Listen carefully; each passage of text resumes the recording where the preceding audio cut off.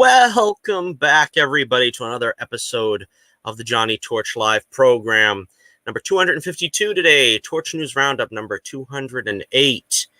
And we bring you a very special late night edition. Of course, depending on when you're listening to this or what area of the planet you're on, it may not be night. But here it is after 9 p.m. and I know I owe you guys a live stream. Haven't had one in a while. We did the Mandalorian review, sort of a long after the fact review of the Mandalorian to tide you over for the past week and a half. Apologies, as I am wont to do. I am going to do live appearances at the Salem, New Hampshire flea market for most of the next few weeks. Can't commit to how long because it's kind of weather dependent on exactly how long I can do it. But so there's not going to be a solid timetable for live streams on Saturday anymore. I try to make sure I got this one in on Sunday while I still had some time. So apologies there. And we'll talk a little bit more about that more either later or some other time. We've got such a packed show. I don't really want to take too long here with the preamble like I usually go on and on. You know all the stuff. Hit like, share, subscribe, ring the bell, all that good YouTube stuff. And also, we're not going to go too much into the details. We're going to talk about this again another time. But we've got the new issue of The Adventures of Bullets Bourbon Private Eye coming up very quickly. We've got the order coming in next week. Yes, or this week, technically. I guess Sunday is the first day of the week. We've got the issue 8 of The Adventures of Bullets Bourbon Private Eye on the way. So the next appearance I do at the flea market, you will see the all-new issue, and you may be the first to purchase that brand new issue. Of course, I don't have the information up yet on my website, but you can check out the link in the description below for my website, and you, of course, can order the new issue there. If you haven't yet, please check out the previous issues in the collection. We're up to issue number 8 now.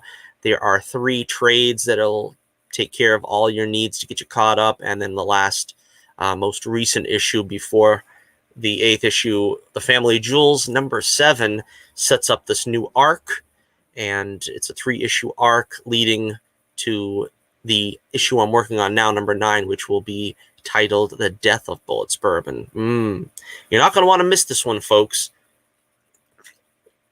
And again, we'll have more to say about that at a later time. We're going to breeze right into this one now. I'm fortunate that some breaking news happened. I wish I had some kind of breaking news update theme here. But very rarely when I do one of these videos does something happen that will send fandom into a tizzy, all a dither. And just before I got the show ready to go, the Spider-Man No Way Home trailer leaked online. Now, I unfortunately can't show you the trailer here, can't put any images up of it because I don't want the stream taken down. But, well, we'll get an image up here while we talk about it. You can find the trailer very easily online, on Twitter, on YouTube. Some yahoos always putting it up, even though it is quickly being squashed by Sony/Disney. They don't want this trailer up for obvious reasons. We'll talk about it briefly here because, again, it was basically videoed off of somebody's phone. Somebody took their phone, got somebody else's phone, and sort of did a TikTok of the leaked trailer. So again, the visuals are bad. Some of the audio is garbled. And people have been waiting a long time for this trailer. They've been anticipating it greatly. Me, I honestly, as I've said before, the MCU have crapped the bed with Spider-Man. They have literally ruined the character. Now, that's Tom Holland notwithstanding, Michael Keaton notwithstanding. They got some talent, I think, in the role of Spider-Man with Tom Holland. Some people disagree. I like Tom Holland. I think he's a good Spider-Man, but I think he's surrounded by a completely disassociated cast. None of the cast look, sound, or act like anything we've known in Spider-Man's past, what, going on 60-year history now? I don't know. I mean, it's very difficult for me to get into the MCU Spider-Man. Let's put it that way. So I wasn't really anticipating this trailer, but having seen the difficult viewing of it I have to say it is intriguing. They start off with some discussion about Spider-Man, Peter Parker being Spider-Man, and of course, if you've seen Spider-Man Far From Home, this is no surprise that his secret identity is out. It's out there, and he's sort of being questioned by authorities, I guess. And the more interesting stuff comes when he goes to Doctor Strange to discuss his problem, and he wants Doctor Strange to sort of turn back time so nobody will remember that Peter Parker is Spider-Man. Of course, Doctor Strange having the time stone and all that stuff. I don't know how he can do it now, because I think the I haven't seen Endgame in a long time, but aren't the Infinity Stones no more? I'm not sure. But basically, he does this incantation that is going to turn back time for Peter Parker, which I don't really know why he's doing this for Peter. I guess there is some benefit on the grand scale of this, because I don't think you can just call in favors like this to an Avenger. I thought it was pretty funny. He calls him Steven, and the way they've set up Spider-Man, where, you know, people have called him Iron Boy Jr. or whatever. He's very JV. You know what I mean? He's not treated as an equal with any of these other Avengers, and it feels that way whenever he's meant to be put on the same level as another Avenger. He's not really the same playing field as them. He's junior varsity all the way, and it feels like that when he's like trying to converse with Doctor Strange.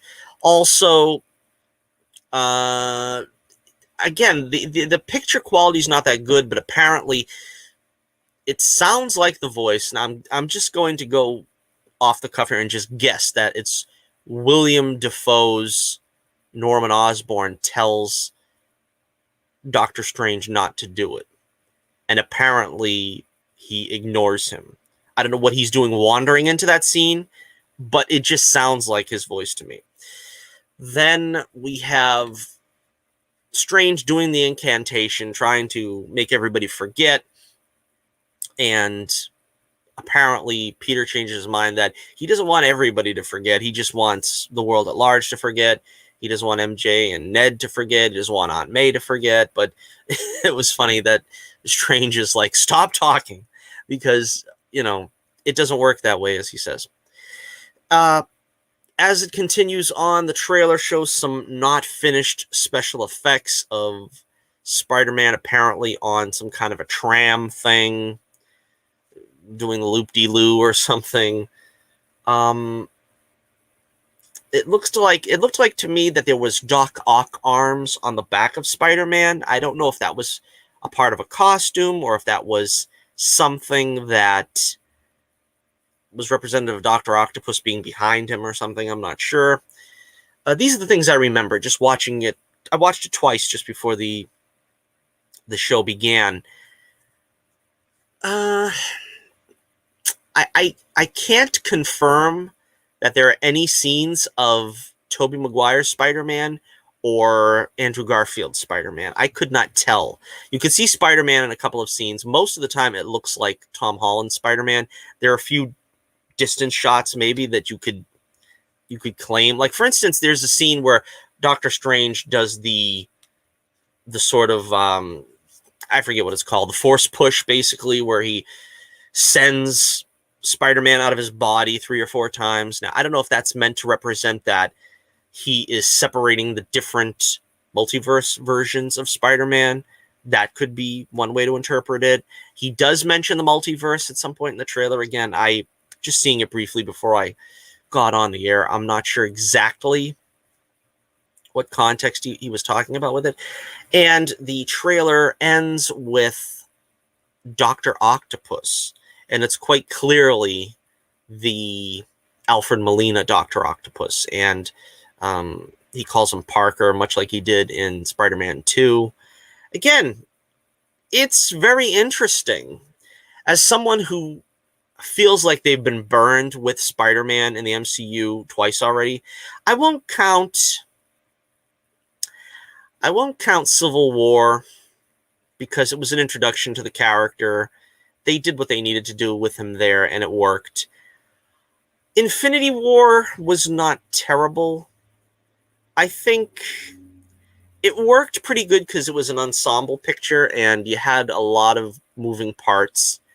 And I think it succeeded more than it failed there. Spider-Man, the character of Spider-Man did, although it's a dodgy positive, but the positive slightly maybe was outweighing the negatives.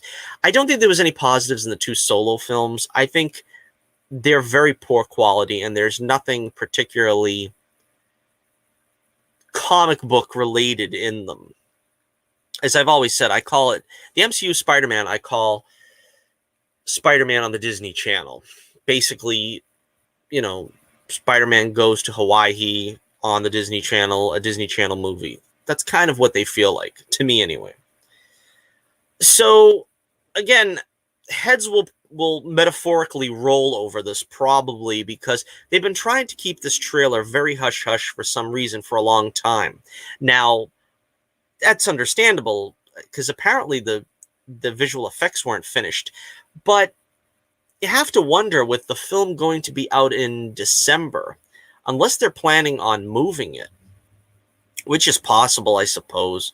But unless they're planning on moving it, you would think they would have at least a teaser trailer out right now, if not a first trailer. I think a first trailer probably would be in order by now.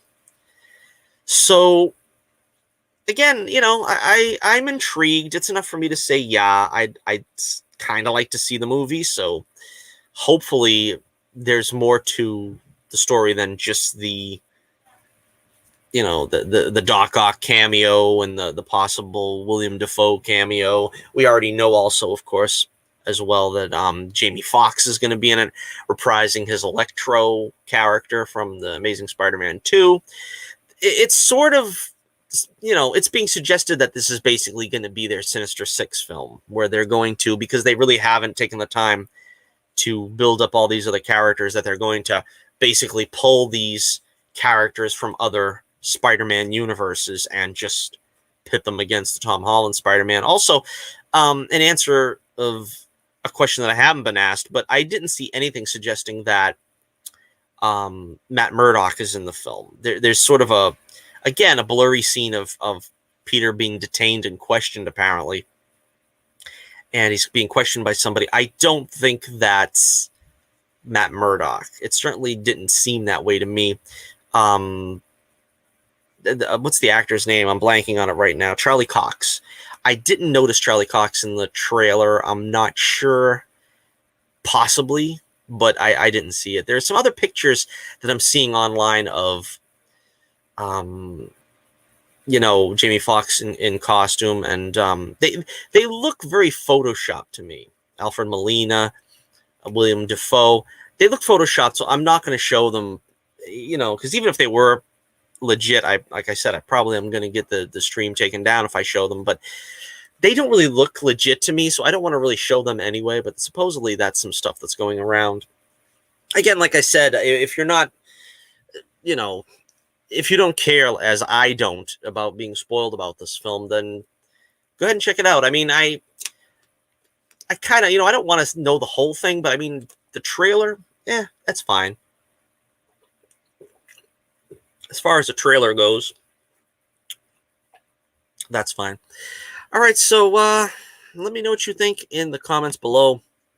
If you see the Spider-Man No Way Home trailer, are you interested in this film? Or like me, you're kind of all Spider-Man'd out with the MCU's version?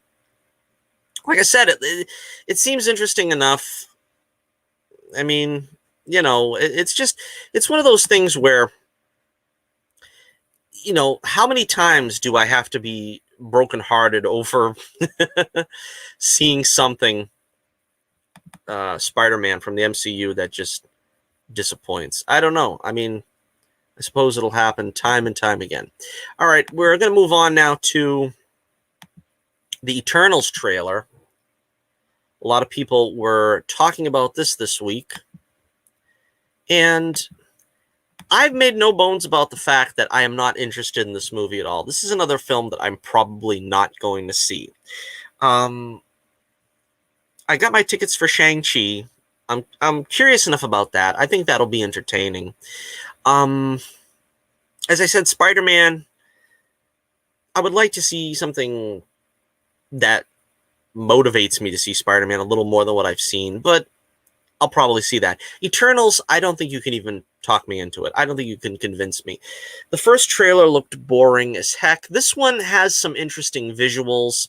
They're talking about the Celestials and the Deviants and trying to flesh out the story a little bit, because nobody really could understand where the Eternals were coming from. It's that same, it's that same sort of cynical fanboy quirk where everybody, the first question is, well, where were these guys? Why weren't they helping with Thanos? Why weren't they helping with World War II? And so they basically have to address that in this trailer. And I don't remember who. I don't even know any of these characters' names, and they certainly have not done a good job. The main criticism I have is when you're having a film, you're having a story, any kind of a story, it could be a comic book. The first page, the first splash page should show everybody that's important on the team with their name underneath. Now, in a trailer, obviously you can't, you could do that, I suppose, but there has to be some kind of explanation for these characters. You can't just introduce them to us and say, well, that's Angelina Jolie playing some kind of Amazon. That's, Penelope Cruz, and that's the Marvel Superman with the blasty eyes and stuff. I don't know any of these characters. I don't know the names of any of these characters. I can't really feel endearing towards any of these characters. I don't really know who they are. I don't have a reason to care about who they are, and I still don't feel anything for them after seeing the second trailer. All I can say is that there is a little more spectacle than I was led to believe in the first trailer. Now, this character here looks very Kirby-esque. I think they got some pretty good visuals here. I'll say that much for it in its defense. Again, I would have to go looking up the Eternals, which I haven't, online to try to find the names of these characters. But again, the storyline goes that the Eternals helped out mankind through its growing pains and protected them. But the caveat apparently is they cannot help out unless they are fighting against the Deviants, who are there to, for some reason, squash the plans of man or something.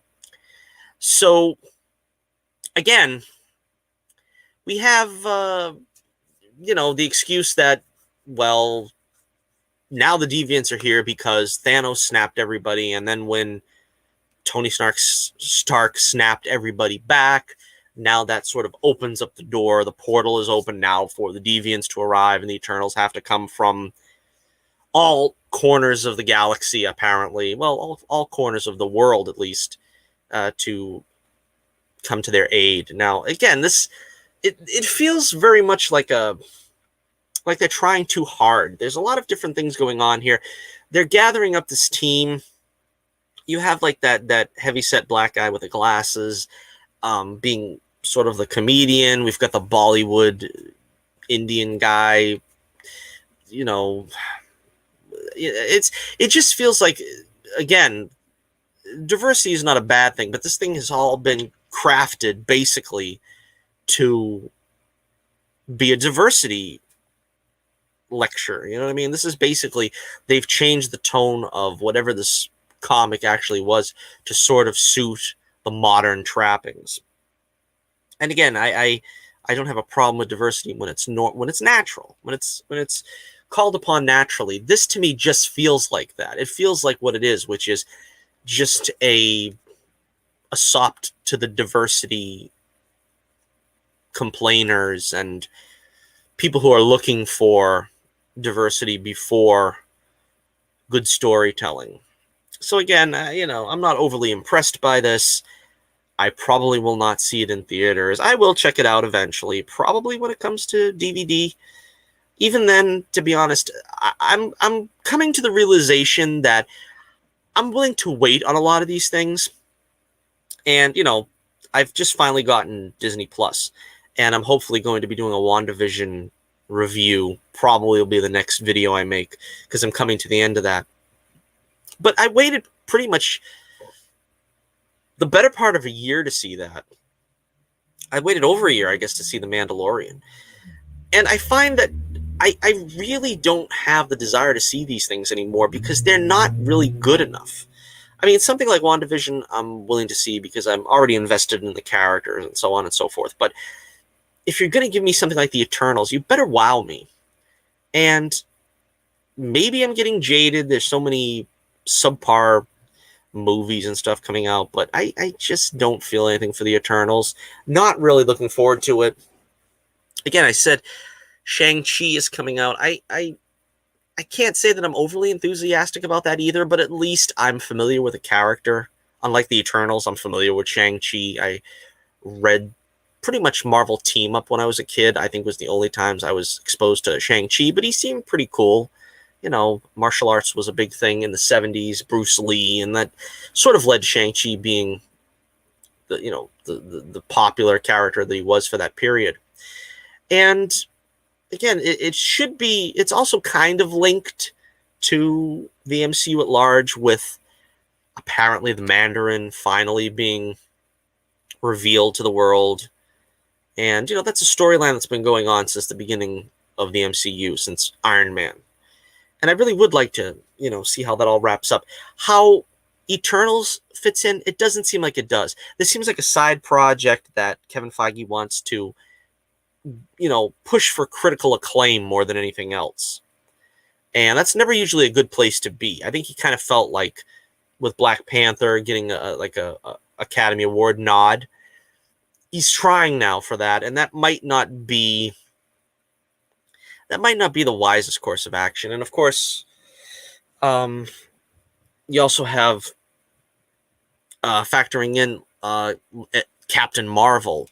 That fits somewhere into the timeline. I don't really see where this fits into the timeline, but again, will this produce some kind of storyline that will link into the future, into the next phase or something? That could be what it's there for, but it just feels to me pretty removed. All right, so let me know what you think about the Eternals final trailer and the movie coming out very soon. Okay, let's see. Next up, let's talk about... We have... Apparently, Jurnee Smollett will reprise the role of Black Canary for her own HBO Max show. And the only question that rings through my head is, why?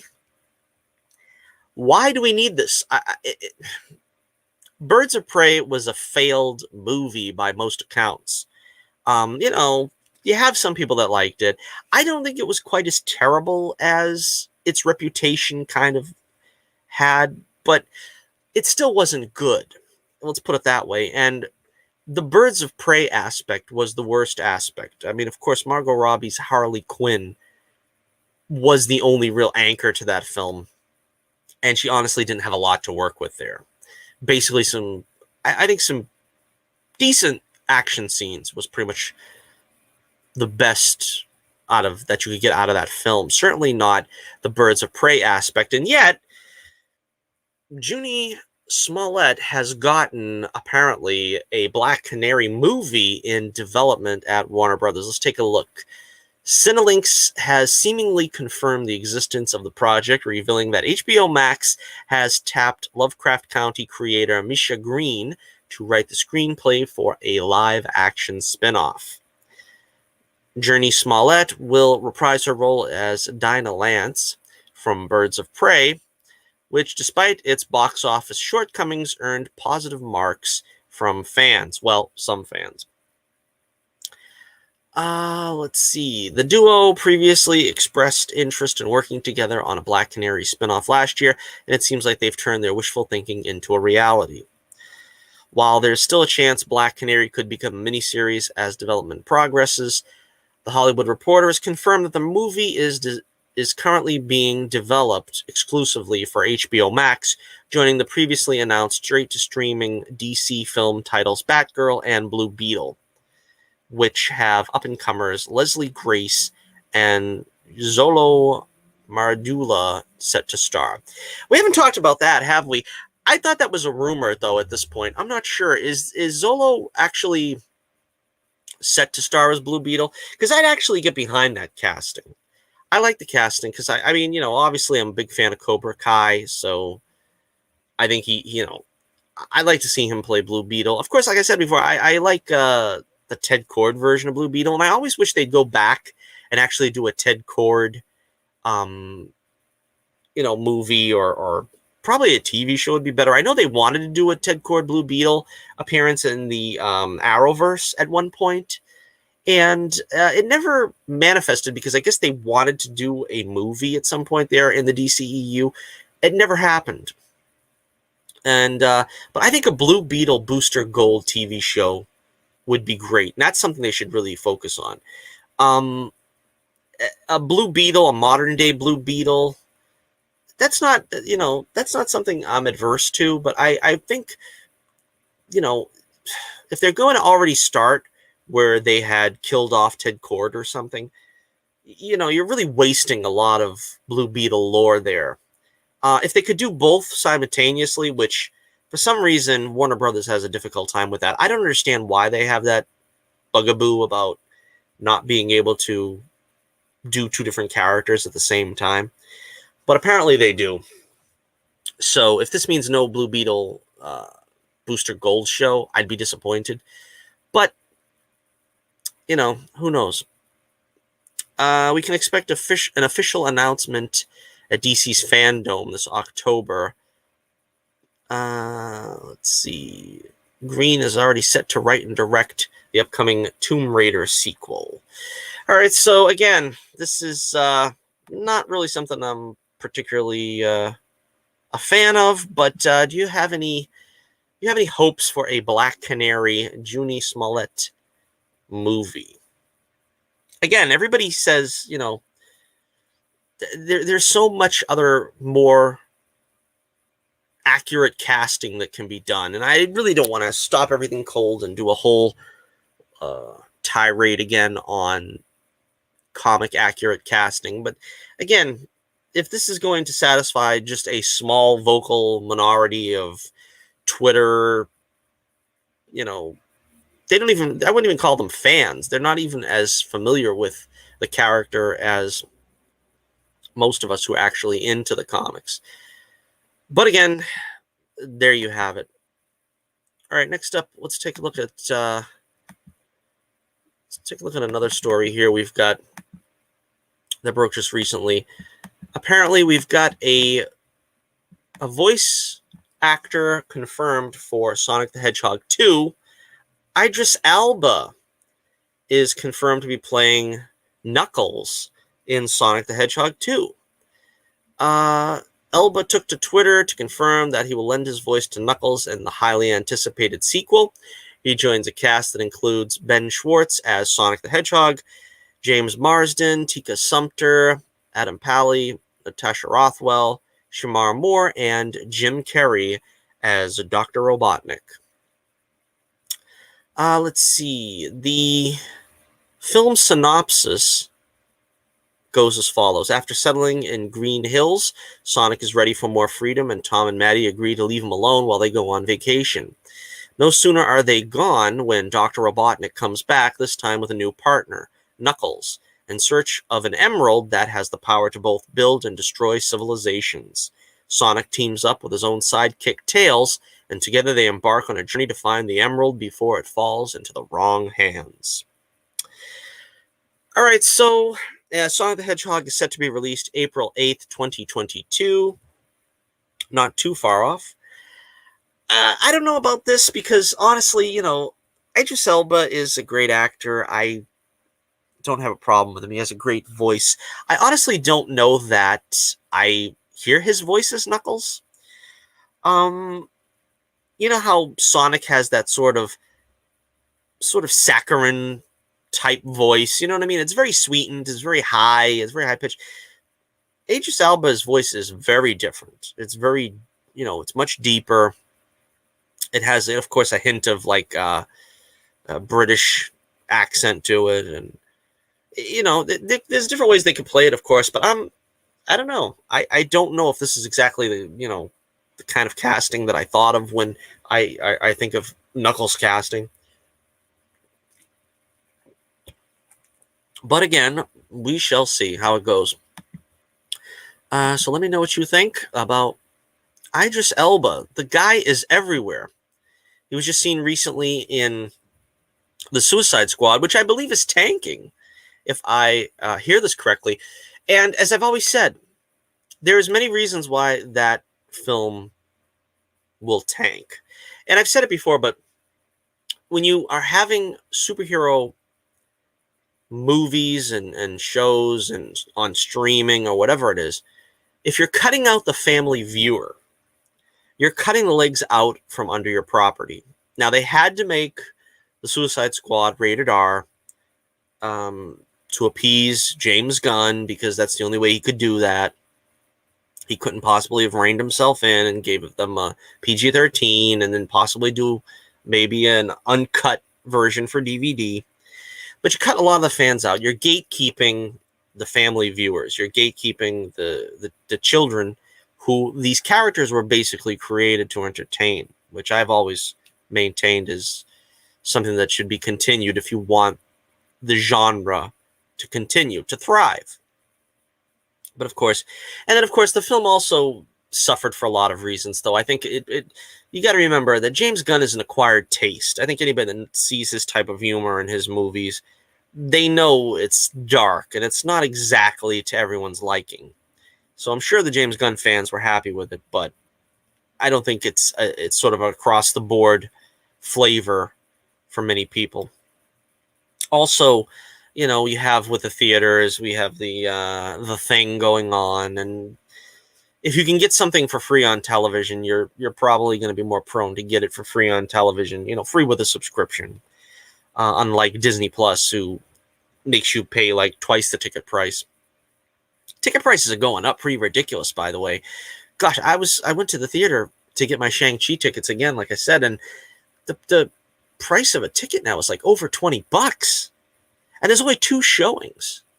That's very, very disconcerting because, a movie used to be the cheapest form of entertainment back in, the 30s, the 40s, back in the heyday of cinema, when you could go see Gone with the Wind for a dime.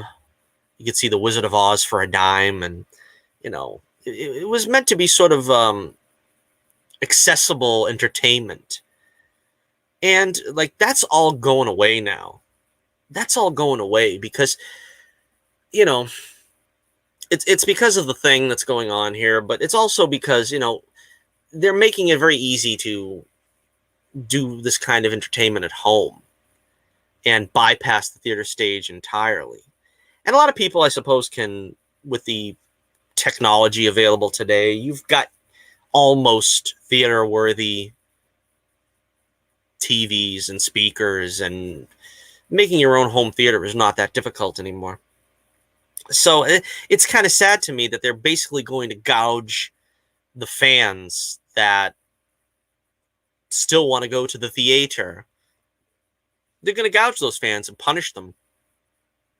Because, that's kind of the thing that, you lose a lot of that when because anybody can stay home and watch TV.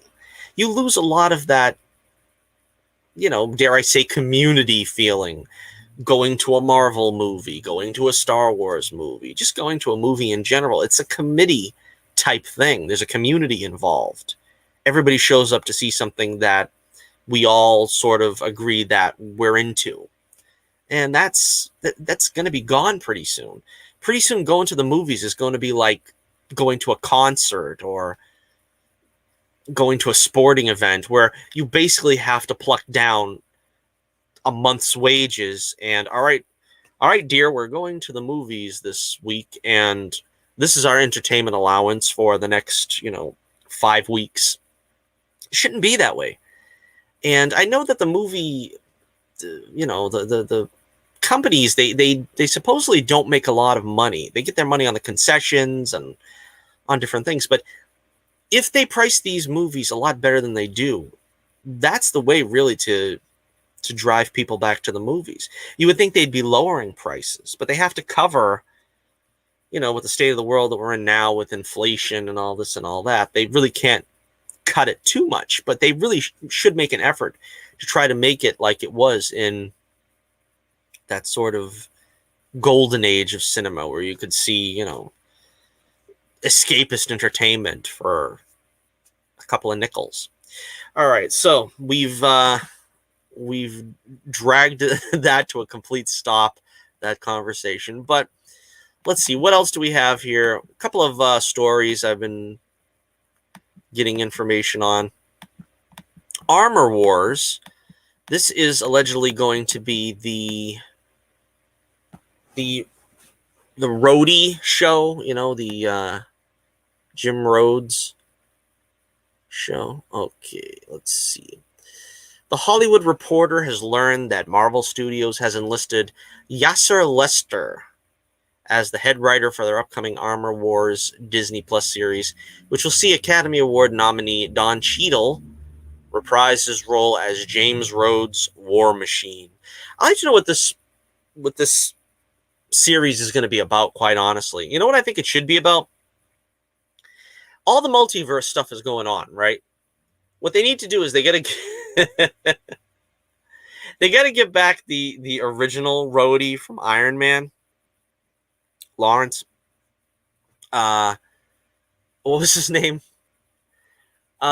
Just bring him back and say that he is a Rhodey from another universe, and build a story around that. That would be funny. I would probably want to tune in to see that. But apart from that, I honestly don't know what are they going to do here with this? I don't know. Lester, a talented stand-up comedian turned actor and screenwriter, is an inspired choice for the series, as it will be his first big-budget action-adventure superhero project. Luckily, he'll be in his comfort zone, as the move will reunite him with his Black Monday co-star Cheadle. He served as one of the main writers and executive producers on the critically acclaimed Showtime series. No word on when the series will head into production, but it seems like cameras could roll before the end of the year or possibly early 2022. Expect additional casting news to come sometime in the not-so-distant future. Plot details remain under wraps, but Don Cheadle has previously said that the fallout from the death of Tony Stark in Avengers Endgame will play a major role in the events of the series, while also exploring a whole new side of Rhodey. As always, Kevin Feige will produce for Marvel Studios. The release window is to be determined, but the series will be part of Phase 4. All right, so, yeah, let me know what you think. Let me know what you think about Armor Wars. Armor Wars was actually about Iron Man, but now they're going to make it about Rhodey because we're going to mine old stories to get to get the Scabs storylines. All right, that's the way they want to play it. That's the way it's going to be. Speaking of Iron Man, another storyline here that needs to be addressed. His supposed successor. I would claim Rhodey as his successor, but, in the comics now they've made Riri Williams his successor, which has been a sort of a place where there's some controversy, so to speak. Let's see, one of the biggest reveals to come out of Disney's Investors Day last December was news that Dominique Thorne will play Riri Williams. Not so long ago, I forgot that she was even announced to play this. I don't know the actress, but I don't remember this being talked about, because apparently that's how much I care about Riri Williams. In the Ironheart show on Disney Plus, updates were few and far between since, but we now know that the star will make her MCU debut as the new Armored Avenger in Black Panther: Wakanda Forever. Let's see. Kevin Feige revealed while doing press for Shang-Chi and the Legend of the Ten Rings, we're shooting Black Panther: Wakanda Forever right now, and the character of Riri Williams you will meet in Black Panther 2. She started shooting, I think, this week before her Ironheart series. So again, this is I guess they got a script ready, because every time I hear talk about Wakanda Forever or Black Panther 2, whichever way you want to, I guess it can't be called Black Panther 2 because Chadwick Boseman, unfortunately, isn't going to be in it. But they're always like, well, we don't know about a script, and we haven't settled on a direction, and I know eventually they have to do something about it here, but I guess it's already been decided what's going to happen. Williams making her debut in the Black Panther sequel raises a few interesting questions. Will the character be retconned to be Wakandan? Ironheart has traveled to Wakanda in the comics and became friendly with Shuri and Okoye, but much later in her superhero career. However she ends up being introduced, it sounds like Wakanda Forever is shaping up to be a bigger movie than anticipated. Let's see. Not much is known about the Marvel sequel, but Chadwick Boseman, who tragically passed on last August after, oh gosh, has it been that long already? August? Yeah. Yeah, that was really sad. You know, I really wish we could have seen more with him.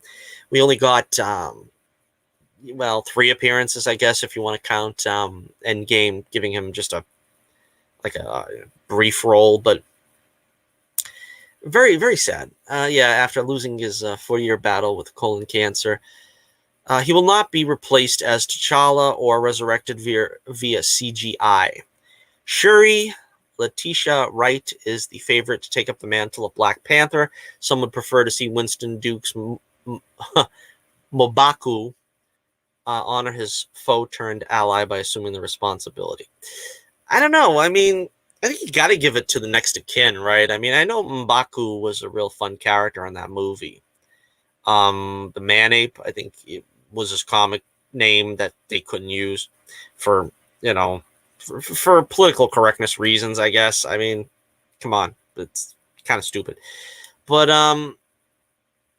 I don't know. I mean, I don't really have any interest in this film now without Chadwick Boseman. I mean, I generally liked Shuri in that film. I think it's, I don't think she can carry a film. That's my problem. And it's not the actress's fault. It's that, they really need to put her with somebody. And I think that's the reason why they're going this route of putting Ironheart in it. Because if you're just going to have her bounce off Okoye, let's face it, Okoye is not really, you know what I mean, too personable.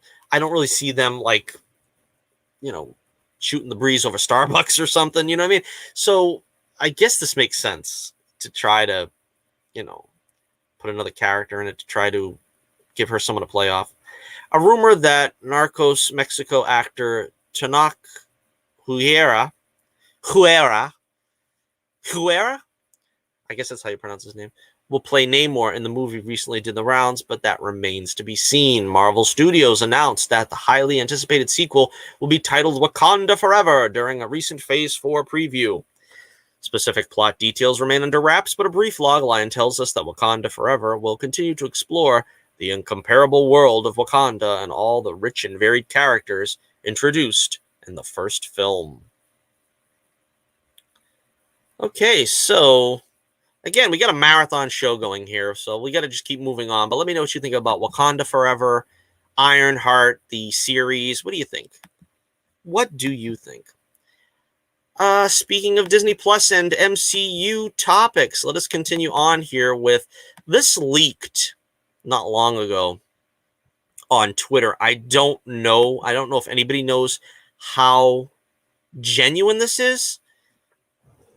It looks like there was some kind of fight scene in a men's room or something, but apparently this is Moon Knight in the actual Moon Knight costume. I like the way this looks. Let me just start off by saying that. I like the way this looks. I think the problem is, though, I would have had it more white, because I think in the comics he's very white, his costume.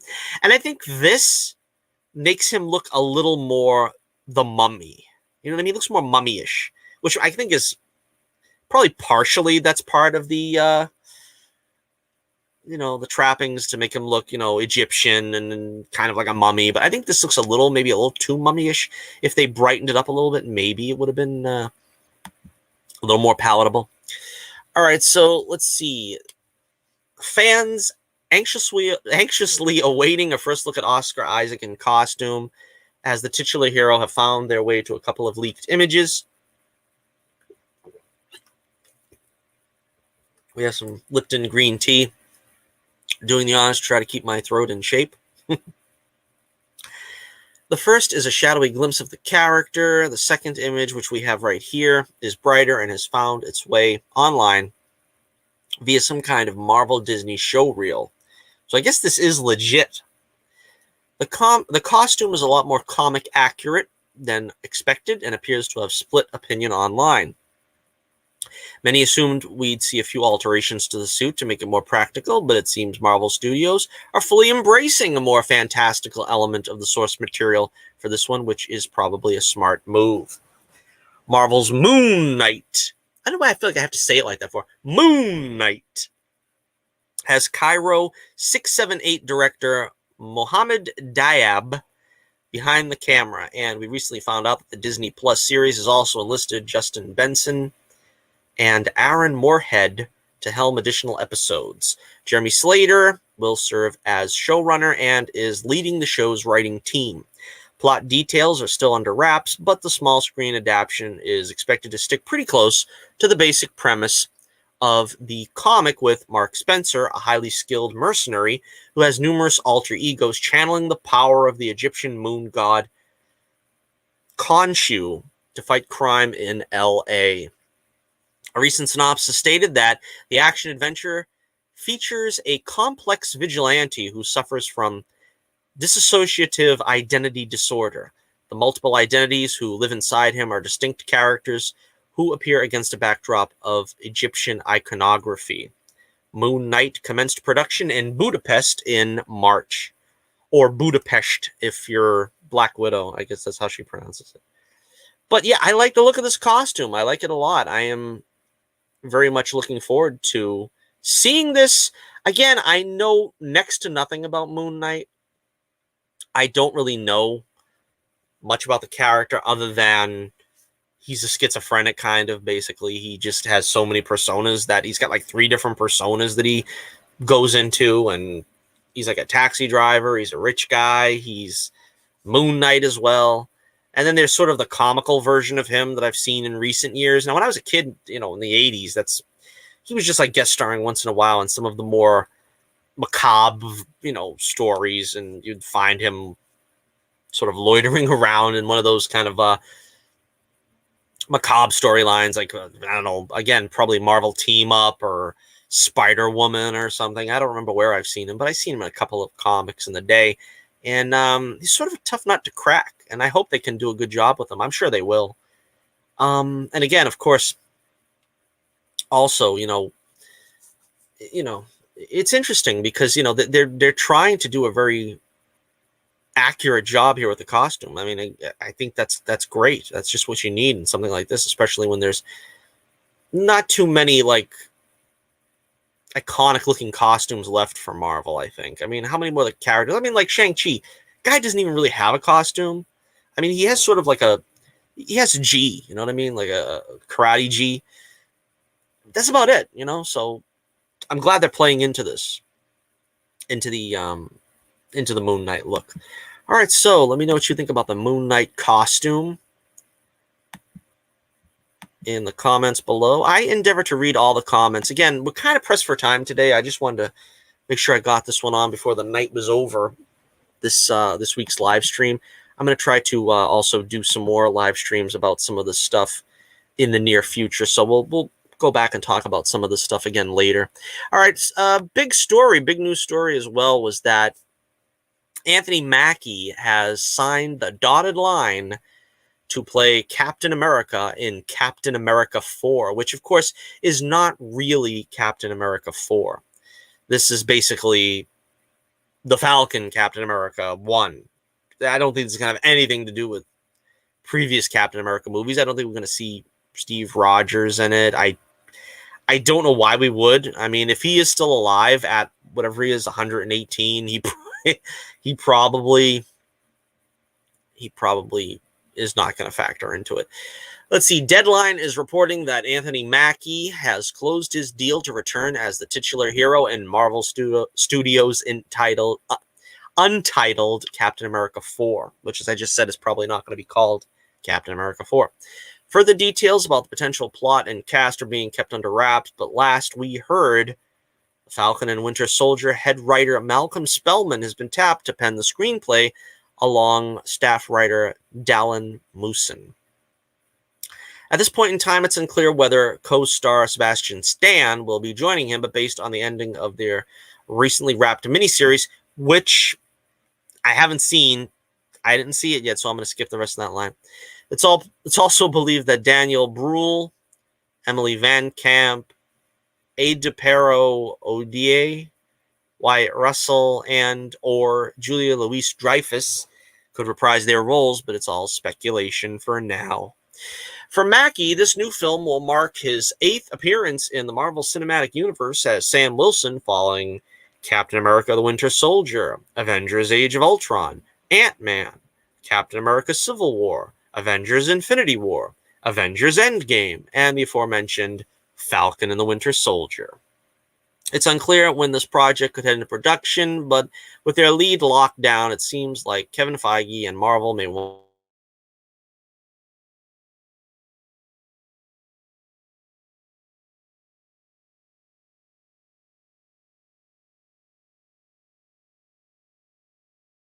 to move this forward sooner. They're doing the tokenized Captain America.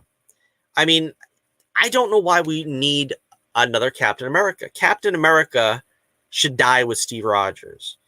Captain America is not a mantle. And in the same way, Sam Wilson is the first Falcon. Now, is he going to pass the Falcon mantle to someone? No, because why? Because he's the Falcon Captain America. He's the Captain Falcon America. He's got the wings and everything still. He's not Captain America. He's the Falcon dressed up like Captain America. Doesn't everybody see that? Am I the only one that sees that? He's not Captain America. He's Captain Falcon America. He's the Falcon with Captain on one side, America on the other side. But he's still the Falcon. He hasn't even given up the wings, right? Well, I haven't seen the TV show, so I don't know.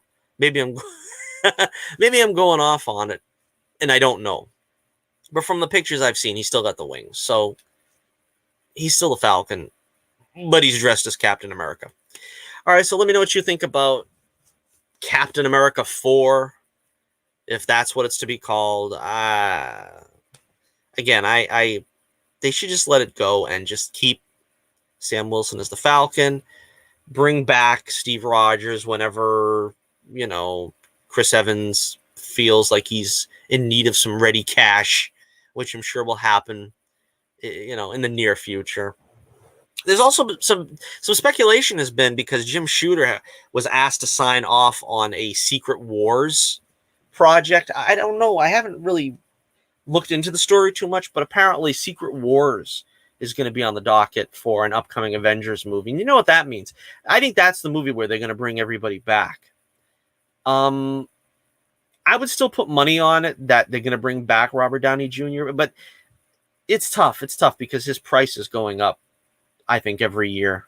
So, I don't know. They're definitely going to bring back Chris Evans. I would have bet they were going to bring back Scarlett Johansson, but seeing as how she's suing Marvel now, I think her days are numbered there. I think that you're probably not going to see her come to the breakfast table at Disney anymore. But that's unfortunate because, as much as, Black Widow movie was okay. I mean, I still, I think it was sort of a way to wash the taste out of the mouth of her death in Endgame, because that still didn't really feel right. That didn't sit right with me, the way they killed her. But again, I it's sort of, it seems to be what the Marvel brain trust has been focusing on, which is out with the old, in with the new. The Star Wars mantra, let the past die, kill it if you have to. It's kind of their version of that. Out with the old, in with the new. And this is our new Captain America. We've already got our new Iron Man on the way with Ironheart. It's I don't really know how they can continue on like this, because I know they have at least a couple of heavy hitters still. They've got Doctor Strange. They're probably going to make a trilogy out of that. So not only does he have a second movie coming up soon, but he's going to have a third. Even Ant-Man and the Wasp, they're pretty much done, I guess. They're suggesting that might be the end for them. I mean, maybe you see Ant-Man and the Wasp pop up in an upcoming Avengers, like a Secret War or something. But they're running out of these heavy hitters, and they're just putting these, scabs in now, it seems like to me. But all right. Let's see. What else do we got? What else do I got to offer you, fine people? You fine people, you. All right, this was interesting as well. We're coming up to the 1 hour mark, and we're getting down to the nitty gritty. We got a couple more things here to talk about, though. Apparently, there's going to be a Finn Star Wars series, because, of course, they're not making any more Star Wars movies. They just completely chickened out after the failure of Solo and the underperformance of Rise of Skywalker. So they're just going to stick with these streaming TV projects. They got Obi-Wan Kenobi in the works. They've got the Cassian Andor series in the works. They got the Book of Boba Fett in the works. And they probably also, I think they're starting filming on The Mandalorian Season 3. And famously, the cast of the sequel trilogy has said that they really are not interested in coming back. The only one that seems on the fence is John Boyega. Yeah, Boyega. And he kind of only made the caveat that he's going to do it if his, co-stars come back, Daisy Ridley and Oscar Isaac. And I forget if he even threw in Jar Jar Abrams' name as well. But again, this is sort of in the rumor mill, so I don't know that this is really anything solid. But let's see. Boyega has reportedly. Now, see, I'm not one of these like doomcock guys and stuff where I'm going to give you rumors and try to paint it as this is some, shoe-in for it's going to happen, a lead pipe lock. I don't know. I just read the rumors and I let you know what's going on. Boyega has reportedly met with Lucasfilm president Kathleen Kennedy to discuss how his character was used in the Star Wars sequels, but could that have led to his own Disney Plus series? According to a new rumor doing the rounds online via StarWarsNews.net, a series is in the works that would tell Finn's story before he joined the First Order and what happened to him following the events of Episode 9. Considering he spent most of that movie trying to tell Rey he might be Force-sensitive, we're guessing that would focus on his training or perhaps pick up with him as a Jedi. Now, you see, this is what I think they're going to do. They probably will do some flashbacks about him as a stormtrooper, but this is sort of, I can see Boyega doing this because it's the apology tour. You know what I mean? I think Disney want to offer this to him because they realize that he was Jar Jar Abrams' mystery box. Basically, that's all he was in Star Wars. They gave him the bait and switch. He was the bait and switch. They had him with the lightsaber in the trailers. They had him, and everybody was all excited. Oh, Finn's going to be a Jedi and this and that. Meanwhile, I'm sitting back thinking, I know it's not going to happen. I know it's not going to happen because the trailer is all about the Force is strong in my family and this and that. We all know that has to have something to do with Rey, which honestly, as we all know, having her be a Skywalker, it didn't happen. So all that talk about the Force is strong in my family, it never amounted to anything. But at that time, we were thinking maybe she was a Skywalker. It's, not in name only. But again, they're going to sort of tentatively now go back and rewrite the whole thing. Oh, Finn had the Force all along. He was Jedi material from day one. No, he wasn't. Come on. I would have no problem with Finn being a Jedi. I said this many times. In my version of the sequel trilogy, Luke is a Jedi Master, and he trained many apprentices. I would have Finn be one of them. I'd have Rey be one of them. There'd be a lot of them. Ben Solo would be one of them. I don't have a problem with having him be a Jedi, but to sort of retroactively go back now and say, well, you really didn't see it in those films, but he was Force sensitive all that time. He was really strong with the Force. He's going to be the bestest Jedi ever now. He's going to be even better than Rey, possibly. If not better than Rey, he'll definitely be better than Luke, because Luke turned out to be a cranky old man who was just basically telling Rey to get off his lawn for 2 hours in that film. So, I don't know. Maybe this might be on the level, but again, I am just reporting it as I see it. Let's see. This is definitely a little hard to believe, as we can't imagine the likes of Daisy Ridley and Oscar Isaac showing up, and their absence could be hard to explain unless Finn has left the Resistance. J.D. Dillard and Matt Owens were said to be working on something Star Wars related in early 2020, but the report claims that it's now become this potential Finn series. Ultimately, we'll have to wait and see what happens with this one, though there's no denying that it's an idea with potential. All right, so do you think that it's time to just let this sequel trilogy stuff die? I don't think Disney's going to let it die. I think they are going to try to do something with it. And I think they're going to try to salvage it. I think they're going to try to make it seem as something that was positive in the Star Wars canon. And I think the only way they could do that is with Finn. Because, let's face it, I don't think Rey was not well liked by fandom.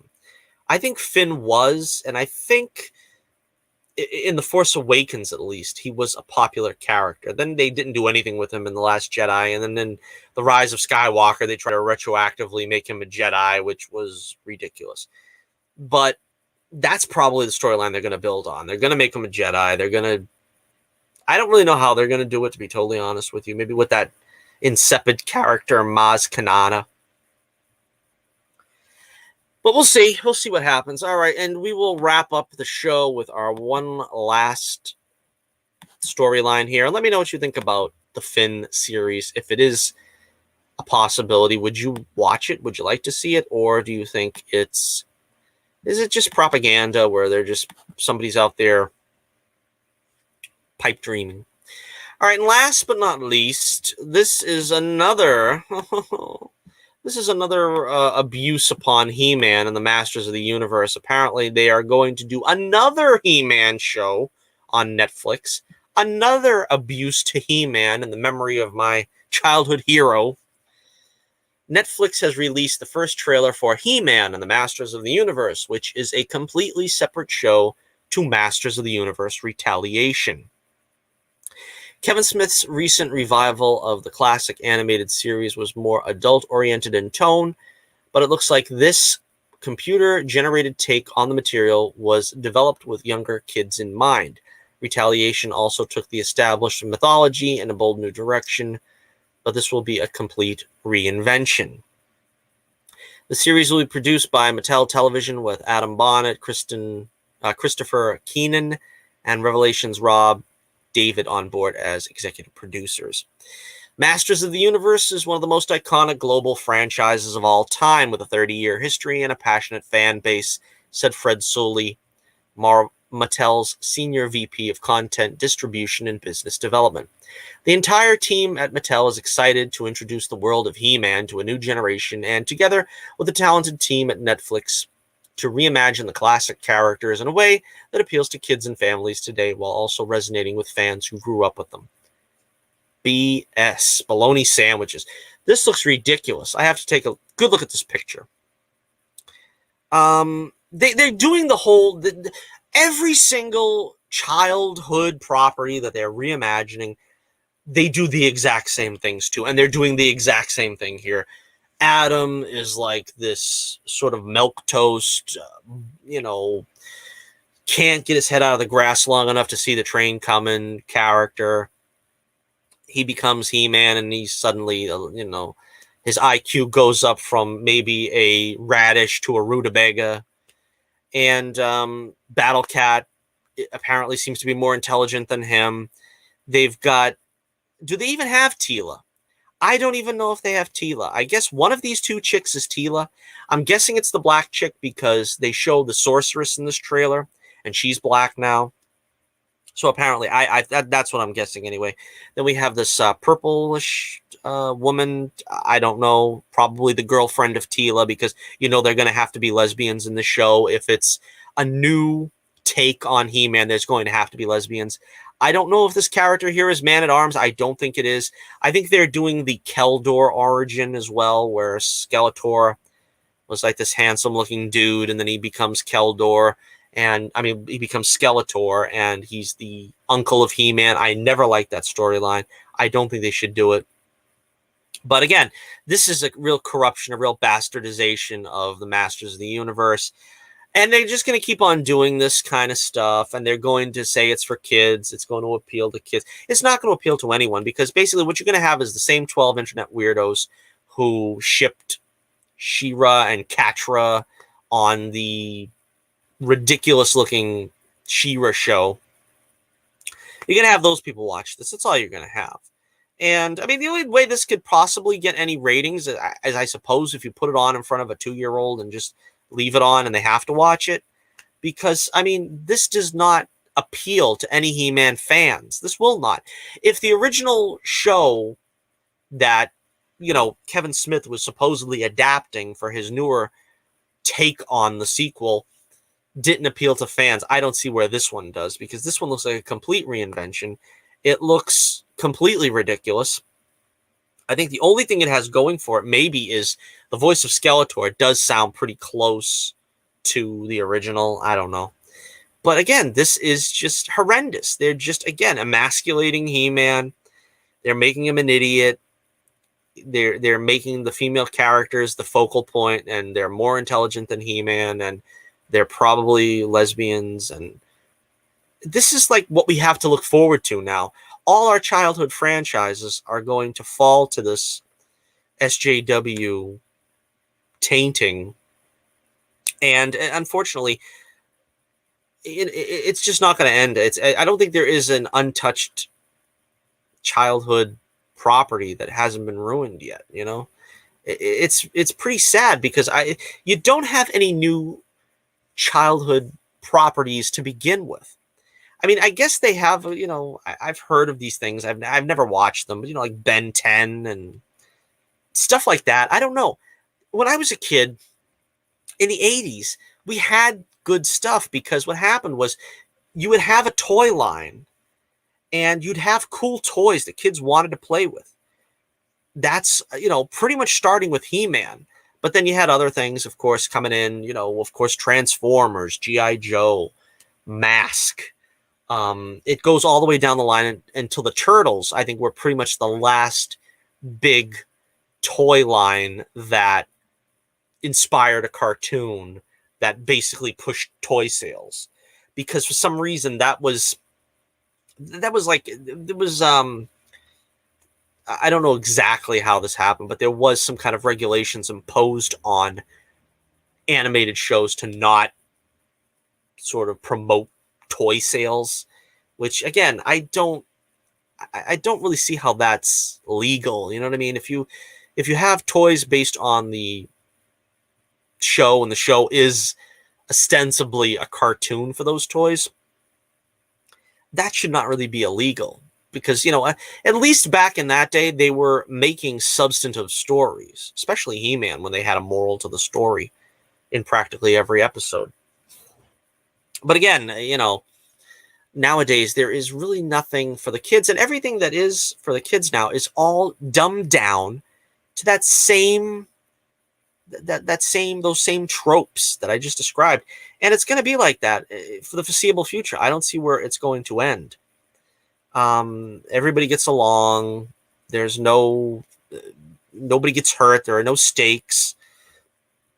I mean, say what you will about the original 80s shows and how they were, somewhat genteel and so forth. Nobody ever got shot on G.I. Joe. Nobody ever got seriously injured, which is not true, by the way. But, you have an even greater degree of, sort of insipidness, and it's, there is just no teeth whatsoever to these shows.